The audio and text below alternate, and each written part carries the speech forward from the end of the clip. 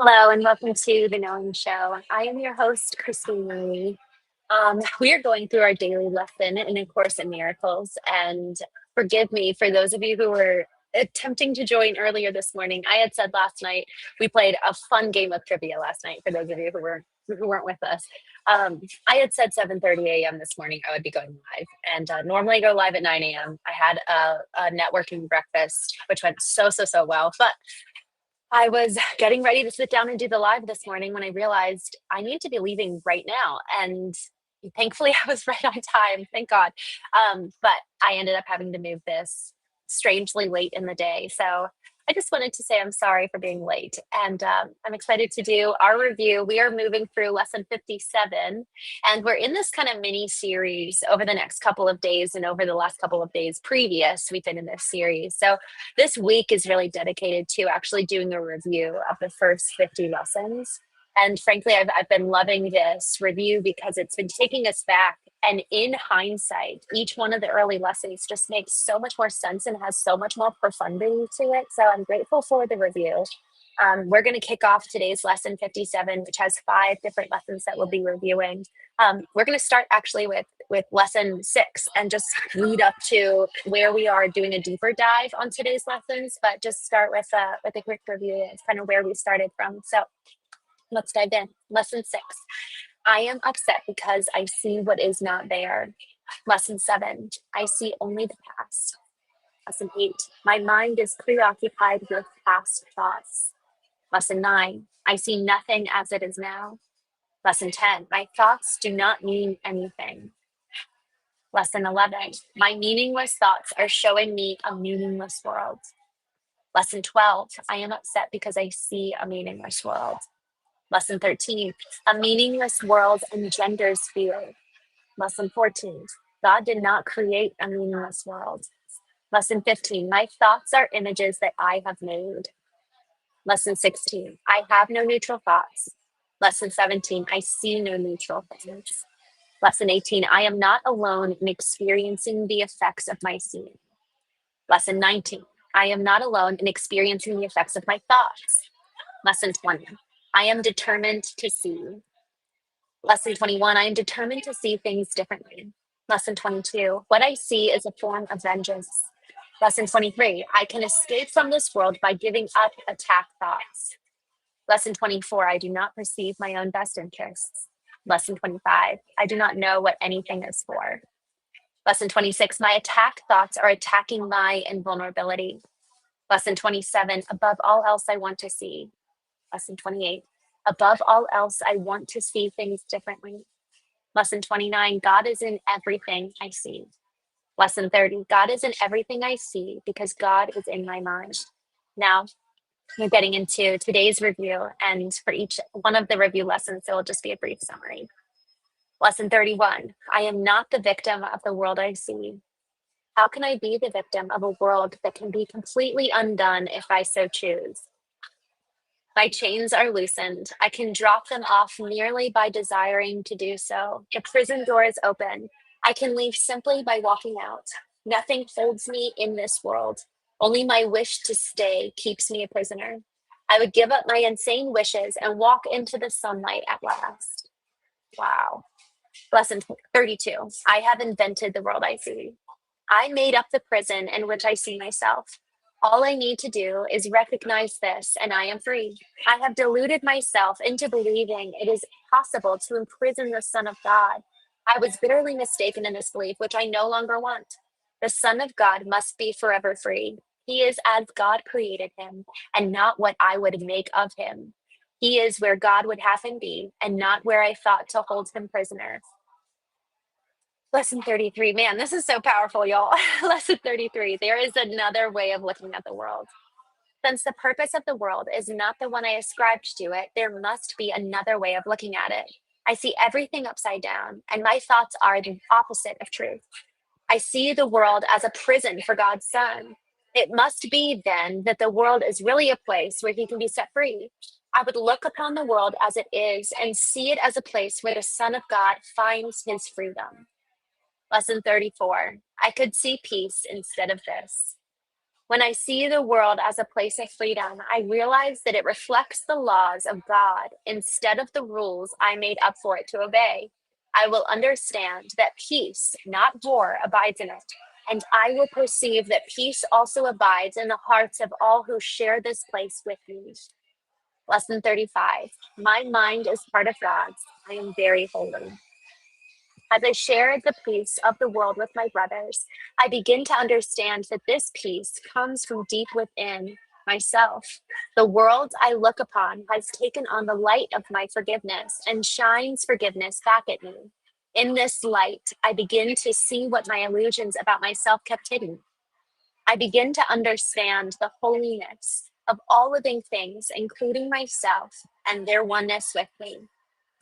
Oh, wow. Y'all, this is such a good lesson review. I'm going to drop the link to this for anyone who wants to read it over. I mean, this is just so incredibly powerful. Y'all, remembering that we hold the keys to freedom by choosing to view the world as through the eyes of God and how God made it rather than through our own experience. It's almost like taking that 30,000 foot view. Yesterday, I had on the Knowing Show Kate Buck Jr. She and I had never spoken. I actually just found her on Facebook and friended her. And I saw these pictures that she had taken attending a retreat that I had attended, but it wasn't the same one. And she's attended 20 of such retreats. And she spoke about this concept of effectively like the people in the past, like Martin Luther King Jr. I love that she brought up this example. Martin Luther King Jr. says, I have a dream, and he saw this picture of what the world could be and was fighting for the potential of what it can be. It literally is fighting for a potential idea, potential vision, something bigger and beyond what you and I take us back 60 years, but where you and I were existing, what was commonplace, what was ordinary. It's taking the status quo and flipping it on its head when we see with the mind of God. And so having that 30,000 foot view actually means that we need to get outside of our perspective, outside of our own bias. Like if we think about it, each one of us, because of how we were raised, even because of cultural norms today, have preset dials. And we kind of like naturally and organically fall into thinking that this is normal and this is just how the world works, rather than taking that higher outside perspective, that third party view, and saying, okay, God, how do you see the world? What's possible here? What's the potential here? And I can only imagine, I've got nieces and nephews, but my 11-year-old niece, like I love seeing the potential of who she can be, and also like equally enjoying who she is today. Even last night I was with her and I was cooking dinner and she was doing her homework. And I told her, because I love like baby Alyssa Rose, like I go back all the time to like the videos of her being 2, 4, 7, like just so sweet. And I know that at some point I'm going to miss her being 11. And so I told her, I was like, Alyssa, I love like all the old videos, but these are the good old days too. Like these moments with you doing homework, being 11 and brilliant and just so smart and so wonderful. I'm going to miss 11-year-old Alyssa. So I want to drink up every moment with you right now and not just miss the past. And so the same goes for constantly looking into the future. So it's this really, really interesting concept of like enjoying the present and seeing where we are now and being fully alive, fully here, experiencing life to the fullest that we can, while also having this ability to vision with God's eyes of what is possible and how that possibility, how that potential can transform what we're experiencing here in this moment. I just want to take a quick moment to say hello to some folks here in the chat. I just saw a comment that made me laugh. Uh, Good morning, man in the hat. Hello, good to see you. Congratulations on winning yesterday. We played trivia last night for those of you who are joining, and we just had so much fun. Um, Emery, L. Rover, good to see you guys. Prime, Rays, um, uh, Survival, good to see you. Um, Man, there's some interesting comments here. Jason Bender, hello. Good morning from California. Thank you. Thank you for joining. Um, Aloha from Hawaii. Hello. The Kurd Dizzle, good to see you. Uh, Ray, thank you. Uh, For Death, thank you so much for joining. Thomas, y'all, I really, it's so funny. I'm going to jump out of the chat here because it's not really in alignment with the comments that I'd like to see here associated with this video, especially. So I'm just going to jump out. Y'all, thank you so much for joining. You know, it's funny. You know, even though the comments are ones that don't necessarily reflect the community that we're building here on the Knowing Show, um, I'd rather have people joining who are actually willing to hear the truth, and even if they're kind of being silly in the chat, the truth brings healing and it brings life, and it reminds you and me of what's possible when we're willing to take on, like, it's like when you go to the optometrist and you put your face towards the dials and then you shift the lens and you start seeing more clearly. Sometimes it takes a while for those lenses to adjust, especially if those lenses have been in existence for decades. I was having a knowing intensive, which was just working with a couple for 4 days. And one of them is 59 and the other, her husband was 65. And they've got cemented lenses in so many ways, but they're both willing to adjust the dials with which they see the world and through which they see the world. And that is like the greatest sign of humility, that at any age we're willing to say, I could be wrong. And not just that I've been wrong, but maybe there's an amplification. Maybe there's optimizing. In business, so much of what we're doing is looking at the data and saying, oh, we can do this better. Or there's new information, new data coming onto the scene, new software updates. And so we kind of think of our minds as something similar, which is it's time to update the old programs. It's time to update the old data with new data. That person from 20 years ago, they've actually changed and they're no longer that person. I'm no longer that person. So that 20-year-old experience that I'm holding on to and either not forgiving, or I'm letting that experience inform the way that I view today, man, that's really going to hold us back. So we need to allow for our old programs that are guiding us to be updated on a regular basis. And that's part of why we do this knowing show in the morning. It's effectively going to the gym and working out our minds and updating our own software and updating our own programs that run us on a subconscious level. So it's actually bringing the subconscious into consciousness and examining it and saying, all right, this thought, this program, this narrative no longer serve me. Maybe they actually really did. Maybe in childhood, for the sake of survival in whatever family structure we were raised in, we needed to operate this way. We're no longer in that family structure. And so I just love today's lesson. You know, this lesson 31, I am not the victim of the world I see. How can I be the victim of a world that can be merely undone if I so choose? My chains are loosened. I can drop them off merely by desiring to do so. The prison door is open. I can leave simply by walking out. Nothing holds me in this world. Only my wish to stay keeps me as a prisoner. I would give up my insane wishes and walk into the sunlight at last. So this is the lesson I'm going to be taking with me. I'm not a victim of the world I see. And guys, neither one of us is. Each one of us has the power and the opportunity to change the world that we see by changing our thoughts and by changing our lens, switching our dials and choosing the dials of God.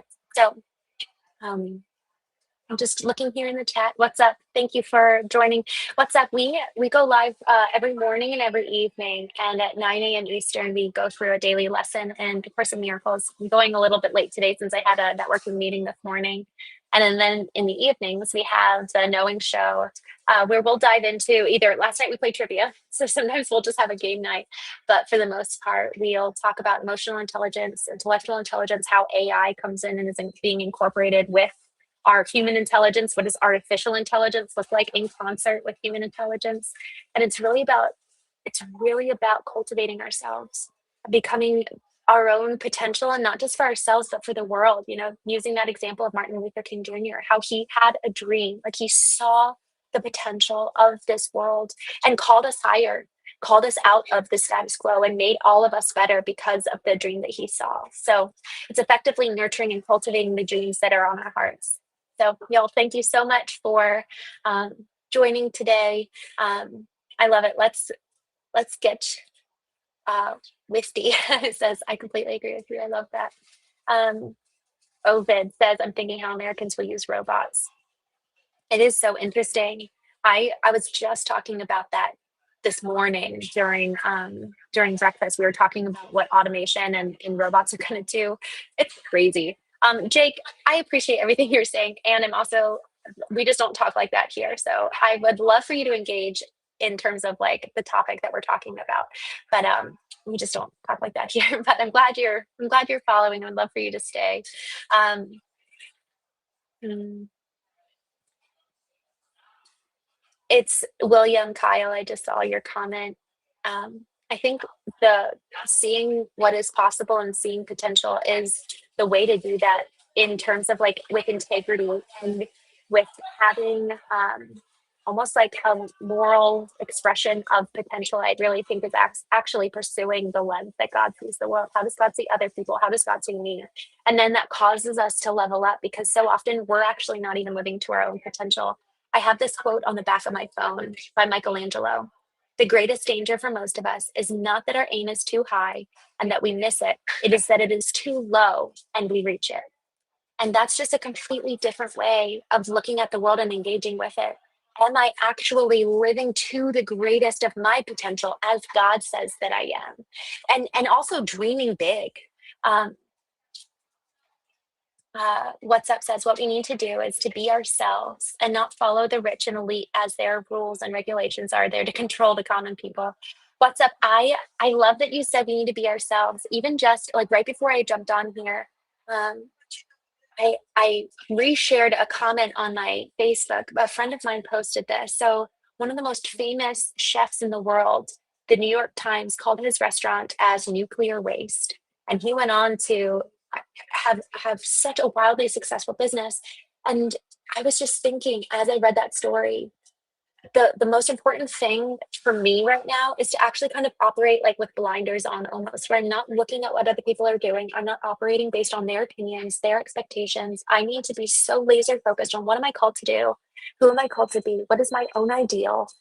And really living that way because it's so distracting what other people are saying or doing, and like their opinion could actually hold us back, could actually keep us smaller. And if we're going to be like Martin Luther King, who had a dream and called everybody in our country and ultimately the world higher, this was kind of a global phenomena that was really changing the interracial and intercultural relationship. And it took people like him and Gandhi to call us higher and to see something bigger. And so for us to be able to do that, we actually so often need to say no to what the world is telling us and what other people are saying, regardless of class. So I love that you said that. Um, hmm. All right, y'all. Oh, I just saw, wow, Dak Dog says, my teenage Korean friend died yesterday, so young. Oh, I'm so sorry to hear that. Honestly, one of the things about this community, one of the reasons why I like protecting the integrity of the chat is so that Dak Dog, we can come alongside you. And I'm just so sorry to hear that. I cannot, a teenage friend, Korean friend. My my brother-in-law was 26 when he was killed. And it's like that Billy Joel song, like The Good Die Young. And I've seen that to be so true in so many ways. It's like the people with the vision, the people with the dreams, the good ones, so often die young. So I'm just really sorry for your loss. Sammy, I'm so glad to see you. God bless you. Please know your voice makes a difference. Mm, Thank you so much for joining, Sammy. For those of you who don't know, um, Sammy is a friend of the Knowing Show, and he joined a couple weeks ago. It was the anniversary of his accident, and he's been suffering from just not being able to use hands and limbs and from being a quadriplegic. And Sammy, I just want you to know that we're really with you. We love you. This morning I was praying for you, and Lord, last night, Lord Aragon said, please pray for me. I'm going to have surgery tomorrow. So I just was praying for both of you. Um, Jody girl, I love this comment. It's a dichotomy because if we are walking with God, we are focused on the spiritual. Being our full potential in the world is the opposite. I love, what an interesting comment. it's so funny because I've witnessed that and I personally experienced it. It's like my dad actually said he made this comment about this woman who was like all about God, and he said she's so heavenly minded, she is of no earthly good, and that's not how we're supposed to live. Where it really is. It's a dichotomy. It's both and. It's holding the juxtaposition of being so focused and so like almost adherent to this is my potential. And this is uh, who I can be, and making a difference and impact in the world, while also holding tightly to this piece of the present moment, and walking with God, and existing in his presence. And so it is just like this really interesting dichotomy that feel at odds. But when we can grapple both, I think that that's why it's so important to cultivate all of our intelligences: the emotional intelligence, intellectual intelligence, spiritual intelligence, physical intelligence.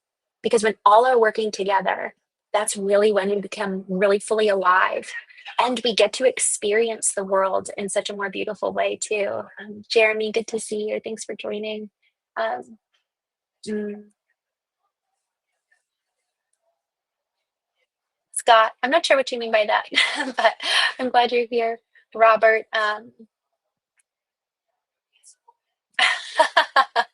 Robert Pebling, I just saw your comment. Talk about being able to pull lessons out of ordinary. He says, "How did we get here?" From a gastro critic of the New York Times. Um, I think it's funny. It's funny. It's fun, actually. The irony, being able to learn lessons from the ordinary stories that we hear around us and see. It's almost like, again, talk about learning to see the world with God's eyes. I think that that's to your point, Jody girl, of how to walk with God, and also be, of earthly good. I actually think it's just looking at the world through God's eyes and pulling forth, like, there's diamonds and gold in every person, every experience, every opportunity. There's always good. And it's just the perspective we choose. Um, there is nothing to fear but fear itself. Mm, People need to reach their high consciousness for clarity and understanding, learn from history, live in the present, and the future has yet to come. I love that. Captain Trips, I'm just going to put you on timeout because we don't talk like that here, but I would love for you to engage in the future. Brian, hello. Good to see you. Um, yes, Ovid says she has a toilet sign in the background. I do. I am at a coffee shop. I'm like in between. I had a breakfast networking event this morning and pulled over. Actually, my dad is outside because he and I both work together in the family business.